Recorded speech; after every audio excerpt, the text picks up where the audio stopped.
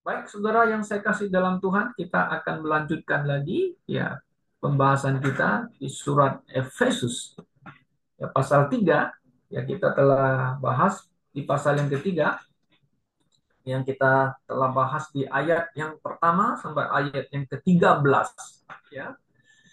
Seperti yang telah kita pelajari ya bahwa ah, di pasal yang ketiga ayat 1 sampai ayat 3 itu kita coba review ini kembali topik yang telah kita pelajari ya bahwa sebenarnya di pasal yang ketiga ini Paulus ingin mengungkapkan rahasia ya.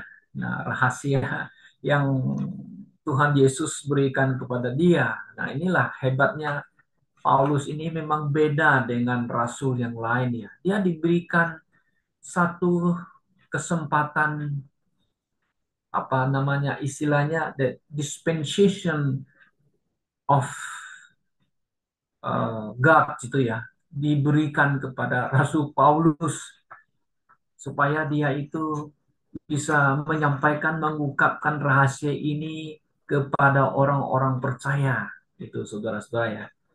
Nah, makanya di dalam bahasa Indonesia kita pakai istilahnya ajaran atau doktrin dispensationalisme gitu ya, atau doktrin dispensasi lah ya di Indonesia kan. Apa itu kan doktrin dispensasi? Banyak yang tidak mengerti atau yang tidak mungkin belum pernah mendengar. Nah, dispensasi ini salah satu ajaran yang diajarkan ya di mana bahwa dari kekekalan sampai kedatangan Yesus kan sampai di milenium itu ada namanya masa-masa yang tertentu di mana Allah ya berhubungan dengan sekelompok orang yang dengan cara yang beda tentang keselamatannya setelah kita melihat ya mengenai dispensations itu dispensationalisme ini bahwa di setiap masa zaman itu keselamatan itu ada perbedaannya kan begitu. Nah, sekarang ya kita hidup di dalam dispensasi anugerah Allah atau kita pakai istilahnya zaman gereja. Nah, kata zaman gereja ini hanya ada di sekarang setelah Yesus mati, bangkit, naik ke surga. Nah, sekarang kita ada di zaman gereja atau dengan kata yang lain, zaman anugerah. Beda dengan zaman yang di PL kan begitu ya. Nah, di zaman anugerah inilah yang dimana Paulus mengungkapkan rahasia itu kepada kita bahwa ya kita diselamatkan. Nah, saya ingat lagi, kita diselamatkan, we are saved by grace of God through faith in Jesus Christ. Nah, itu sangat jelas. Tanpa kita melakukan atau mentaati hukum Taurat ataupun mentaati kebaikan atau melakukan kebajikan. Tidak, hanya dengan iman saja. Kita percaya kepada Yesus, maka kita diselamatkan. Nah, itu yang telah kita pelajari. Oke, yang itu yang telah Paulus sampaikan kepada jemaat yang ada di Efesus. Nah, kemudian kalau kita lihat ayat yang kita ingin bahas, saudara, pada malam hari ini adalah ayat 14 sampai ayat ke-21. Nah, mari kita lihat firman Tuhan di ayat yang ke-14 ya. Setelah dia menguraikan tentang rahasia yang disampaikan kepada jemaat Efesus, kemudian tiba di ayat yang ke-14 dia mengatakan demikian. Itulah sebabnya ya, aku sujud kepada Bapa. Perhatikan yang dalam bahasa Indonesia itu ada kalimat yang hilang. Nah, perlu saudara perhatikan. Apa yang hilang ini? Ya, coba perhatikan. Yang King James. Saudara lihat di King James ya. Kalau kita pakai King James itu, ya. Nah, kalau saya pakai King James yang terjemahan yang itu ya, yang oleh satu kelompok ya orang percaya itu, saudara perhatikan di Efesus pasal yang ketiga itu ayat yang ke-14. Nah, dia mengatakan demikian. Oke, karena alasan ini aku sujud kepada Bapa. Nah, itu hanya sampai di situ aja yang terjemahan TB, Lai, Alkitab Indonesia. Harusnya ada lagi, ya, sujud kepada Allah Bapa dari Tuhan kita Yesus Kristus. Nah, saudara perhatikan nggak yang Indonesia itu? Kan nggak ada kan ya? Yang TB itu nggak ada kan? Nah, kurang. Nah, harusnya ada Father of our Lord Jesus Christ. Nah, itu saudara perhatikan. Nah, kompleks sekali itu ya. Nah, TB hilang itu saudara. Saudara bisa buat satu catatan itu. Kemudian ayat yang kelima, ya, yang daripadanya semua turunan yang di dalam surga dan di atas bumi menerima namanya. Nah, ini terjemahannya pun kurang begitu mantap ya, saudara ya. Ya, mengatakan gitu, semua turunan. Nah, kalau King James itu bagus. The whole family in heaven and earth is named. Jadi, kalau diterjemahkan ke Indonesia, ya, di sini mengatakan yang olehnya semua keluarga di sorga dan di bumi diberi nama. Ya, oke. Okay? As is name, diberi nama atau dikasih nama ya, bisa di istilahnya Indonesia ya. Nah, ini apa maksudnya ya, saudara ya? Nah, makanya Paulus di sini kalau sudah perhatikan ya, setelah dia menjelaskan tentang dispensasi anugerah Allah itu ya kan, nah, di mana kita mendapatkan ya, kita disebut ahli-ahli waris ya kan daripada Tuhan, ya kita disebut anggota-anggota tubuh Kristus yang telah menerima kasih anugerah dan sebagainya ya. Lalu di ayat yang ke-14 baru dia mengatakan ya, for this cause, karena sebab itu saya sujud kepada Bapa dari Tuhan kita Yesus Kristus. Oh ya, saudara, sujud ya dah, kepada Bapa. Betul, karena dia telah menerima kasih anugerah itu. Nah, kemudian dia mengatakan lagi yang daripadanya, nah, oleh semua turunan ini tebet turunan. The whole family in heaven and earth is name ya, di nama. Nah, saudara, ini sebenarnya maksudnya apa ini? The whole family in heaven. Siapa itu mereka yang dimaksudkan oleh Paulus yang pernah ada namanya gitu loh. Kalau ada namanya berarti kan ada tercatat namanya ya. Ya, tercatat namanya dalam buku kehidupan ya. Ya nggak? Nah, kalau the whole family, memang ada sebagian orang menafsir itu dia maksudnya itu gereja, gereja yang sudah ada di surga dan di ada bumi. Kita mengatakan the gereja zaman sekarang itu church, the church, church ya. Jadi zaman gereja ya adalah orang-orang yang percaya. Nah, sebagian kan sudah ke surga kan meninggal kan. Nah, jadi yang the whole family, seluruh family itu maksudnya apa? Nah, kalau saudara punya King James Bibles dan yang apa nama itu, yang Rockman punya, saya belajar dari situ mendapatkan dia mengatakan itu ada kurang lebih ada 8 grup people atau grup family yang disebut di sini ya. Nah, yang begini, the whole family itu maksudnya begini katanya. Yang pertama itu, saves Gentiles before the law. Artinya orang-orang yang diselamatkan, bangsa-bangsa lain, maksudnya yang diselamatkan sebelum ada hukum Taurat. Nah, siapa mereka itu? Nah, kalau tidak belajar dispensasi ini nggak ngerti, sulit memahaminya. Dan itu adalah Adam dan Noah. Nah, dari Adam sampai Noah itu. Nah, mereka kan bukan orang Yahudi kan, belum disebut orang Yahudi kan. Makanya disebut save Gentiles before the law, ya sebelum hukum Taurat. Nah, kemudian yang kedua, family yang kedua itu, grup kedua itu save Hebrew before the law. Hebrew itu baru muncul ketika Allah memanggil Abraham. Mungkin saudara masih ingat cerita ya. Bapak Abraham itu kan belum disebut orang Israel kan, orang Yahudi kan. Nah, Abraham saudara tahu dari mana nggak? Nah, inilah saudara, Abraham itu berasal dari Haran dia. Nah, Urs dari awalnya Urs pindah ke Haran gitu kan.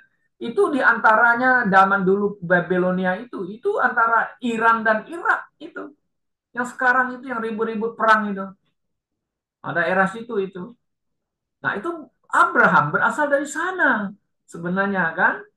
Nah, Tuhan panggil dia, dia pergi ke tanah perjanjian yang dijanjikan Allah kepada keturunannya.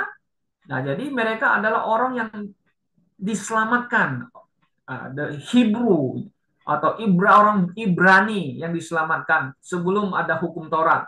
Abraham, Isa, Yakub. Ya memang mereka belum mendapat hukum Taurat kan jelas. Ya.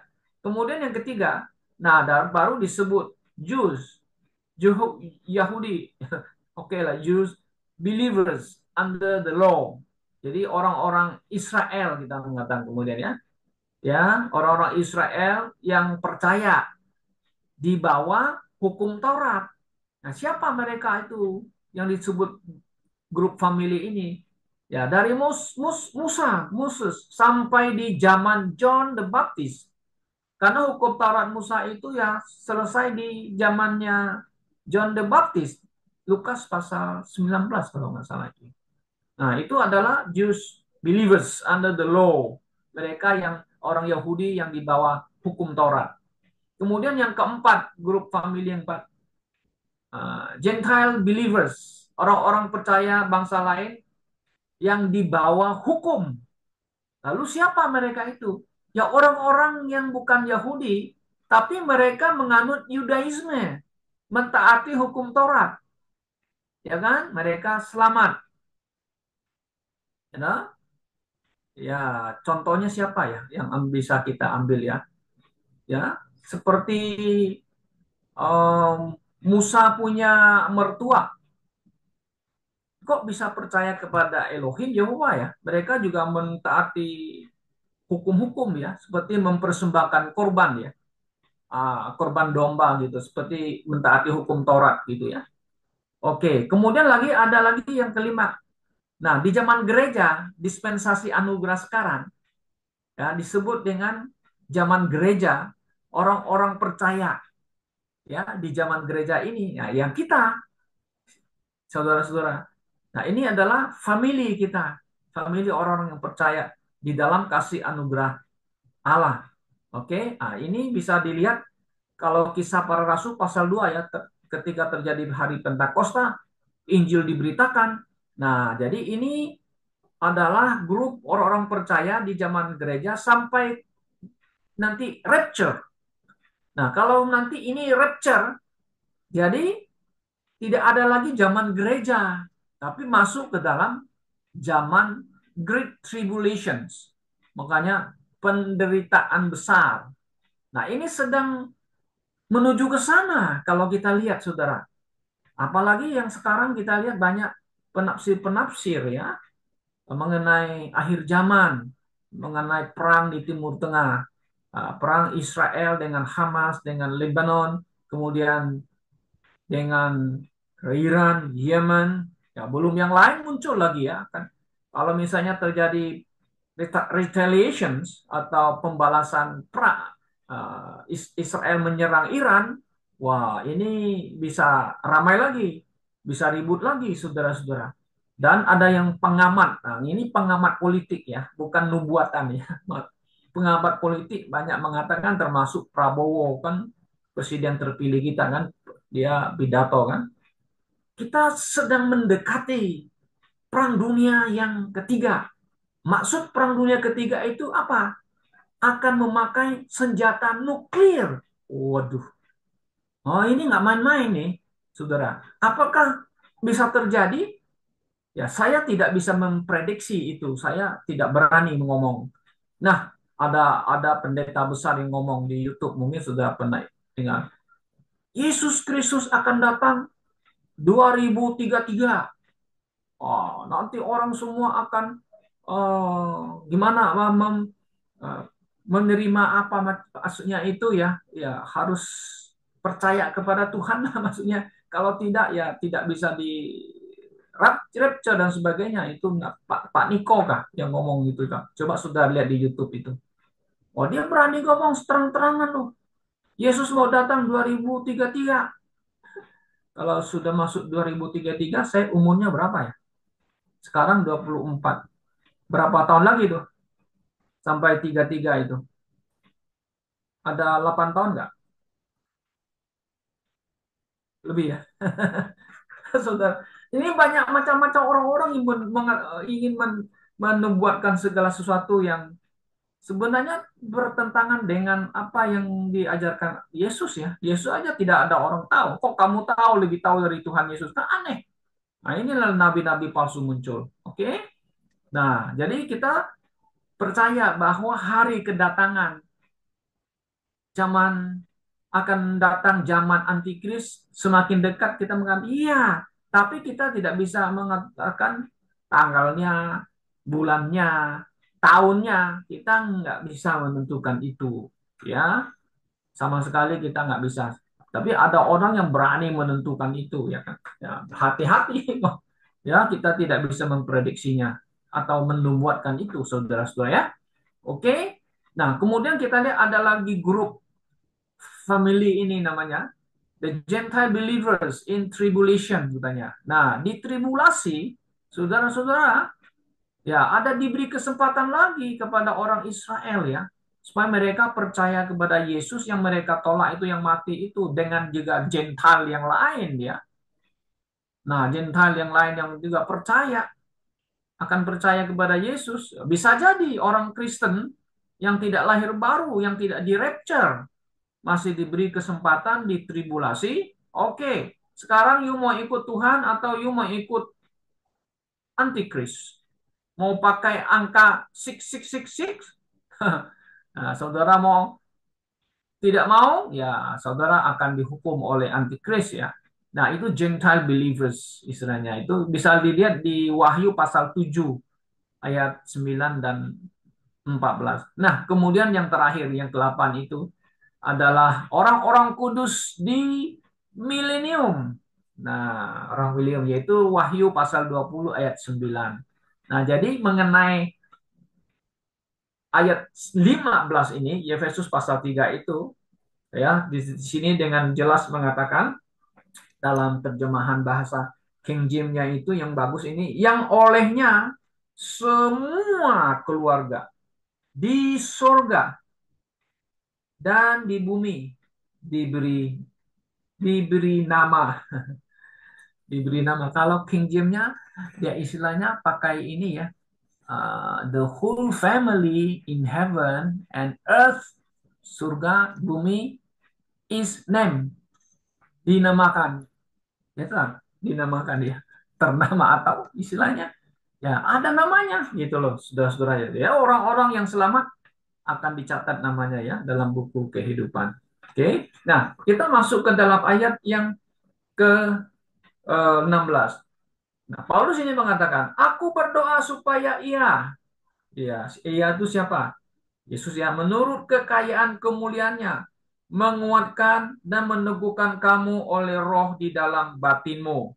Nah, saudara, ini ada hubungannya dengan apa ini? Dengan orang-orang Kristen pada zaman itu.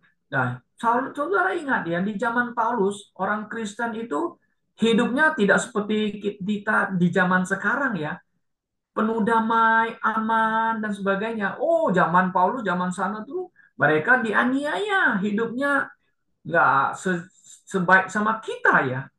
Perlu perlu apa banyak sekali tantangan, kesulitan, saudara-saudara. Nah, maka itu Paulus mengatakan, ya, aku berdoa supaya ia menurut kekayaan kemuliaannya menguatkan dan meneguhkan kamu oleh rohnya di dalam batinmu. Di dalam batinmu itu artinya tuh in the inner man. Saudaraku yang sekasih dalam Tuhan, orang yang percaya Yesus tentu orang yang sangat berbahagia ya telah mendapatkan keselamatan ya. Jadi hatinya penuh dengan pengharapan kan? Kalau dia mati, dia pasti masuk surga. Betul nggak? Iya, pasti. Tapi sebagai orang Kristen, kita masih di dunia ini yang masih harus menghadapi kesulitan, tantangan dunia ini, apalagi mengenai perang dunia ini. Ada Kita pasti ada merasa kekhawatiran, ketakutan ya. Oh iya, pasti ada. Ada saudara. Nah, maka itu Paulus mengatakan supaya Tuhan menguatkan kita, meneguhkan dengan rohnya di dalam batin kita. The inner man. Supaya kita tenang, ya. Kita tenang, aman, dan damai. Makanya ada satu lagu yang orang menciptakannya. It is well with my soul. It is well. It is well with my soul. Nah, itu soul itu adalah inner man. Bagaimana penulis ini dia kehilangan harta, kemudian kehilangan anaknya, saudara-saudara. Satu demi satu meninggal. Anda bisa bayangkan, kalau nggak kuat kita bisa stres, stres bisa secara fisik, kita bisa depresi dan sebagainya. Tapi dia bisa mengkompos, menulis pujian yang indah yang kita sering nyanyikan ya. Makanya Tuhan memberikan dia kekuatan di iman kita dalam menghadapi situasi kondisi dunia ini, saudara. Apalagi kita menghadapi keadaan dunia yang tidak baik-baik, saudara ya. Masalah ekonomi, masalah kebutuhan kita. Ya, kita hanya bisa berlutut. Mohon Tuhan memberikan doa. Inilah Paulus doanya. Supaya Tuhan memberikan kekuatan kepada orang-orang Yesus. Tentu juga kepada kita. Oke. Kemudian ayat ke-17. Sehingga oleh imanmu Kristus diam di dalam hatimu dan kamu berakar serta berdasar di dalam kasih. Nah, imanmu. Iman. Karena itulah sebab kita diselamatkan karena iman ya. Karena kita trust Jesus Christ. Kan? Sehingga Yesus yang diam dalam hati kita. Nah, kalau Yesus diam dalam hati kita, maka kita harus berakar. Kalau di sini berakar itu tentu ada hubungan dengan kita harus iman kita ini harus bertumbuh berkembang kan. Bagaimana cara bertumbuh berkembang iman kita? Ya belajar, study kan kita belajar. Makanya malam ini kita belajar Bible study, membahas firman Tuhan supaya iman kita itu iman yang kita pertama percaya Yesus ya, harus berakar dengan apa? Ajaran-ajaran, doktrin-doktrin yang benar.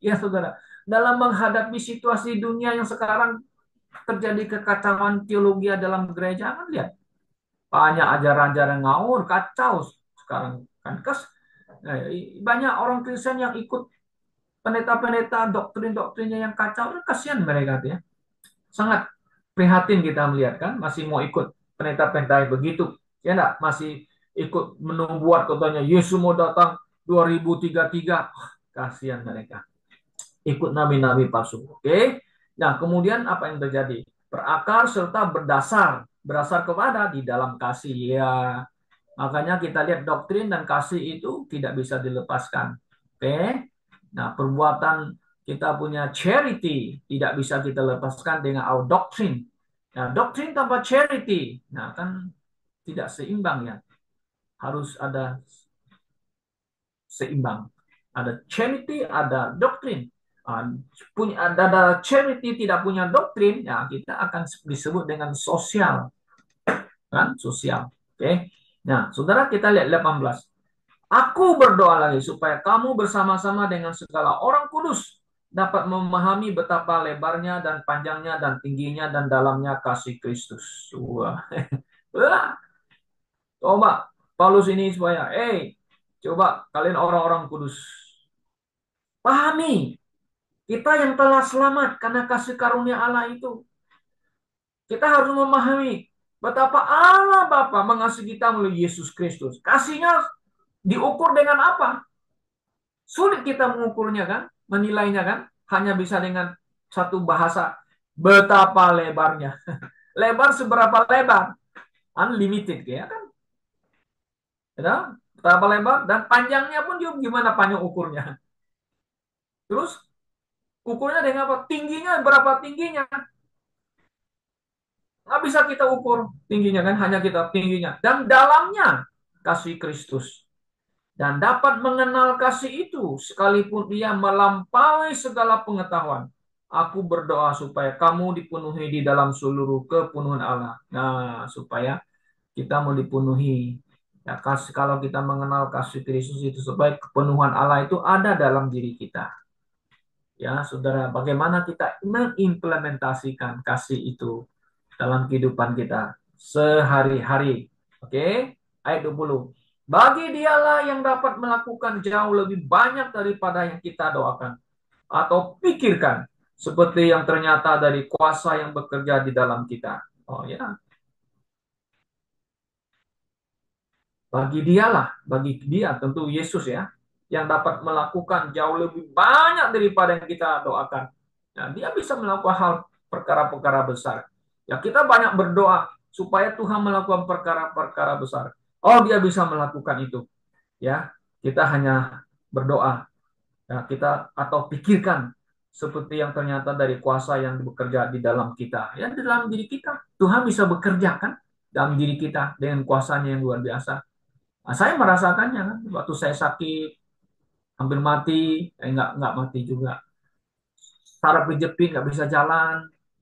Saya sudah khawatir, wah ini bisa lumpuh nggak? Puji Tuhan, saya bisa sembuh. Kena COVID, ini bisa lewat ini pikir nih. Orang semua bilang mati, banyak yang mati gitu ya. Tapi masih bisa sembuh. Semua juga kena, bisa sembuh. Ya memang tubuh ini lemah, tapi puji Tuhan ya. Tuhan masih memberikan kita kekuatan ya. Kesempatan untuk hidup lagi. Ya, untuk kita bisa buat sesuatu sebelum Kristus datang dan sebelum kita di rapture, sebelum dia datang menginjak kakinya di atas bumi ini. Nah, saudaraku yang saya kasih dalam Tuhan Yesus. Akhirnya yang 21 mengatakan, semua apa yang kita lihat, kita belajari, kita alami, kita rasakan. Bagi dialah kemuliaan di dalam jemaat dan di dalam Kristus Yesus turun-temurun sampai selama-lamanya. Ya, jadi apa yang kita lakukan, apa yang kita rasakan, apa yang kita doakan kan, harapkan dia.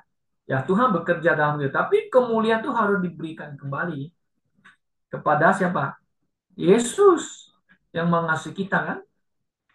Nah, bukan untuk kita, bukan saya hebat, tapi kemuliaan hanya kepada dia. Ya, melalui apa? Di dalam jemaat, ya, di dalam Kristus. Dari generasi ke generasi sampai selama-lamanya. Hanya kemuliaan bagi Tuhan Yesus Kristus. Kiranya Tuhan memberkati saudara. Kiranya Tuhan menguatkan hati kita. Bahwa apa yang kita alami, apa yang kita rasakan, semua dari Tuhan. Dan kemuliaan kita kembalikan kepada Dia yang mengasihi kita. Amin.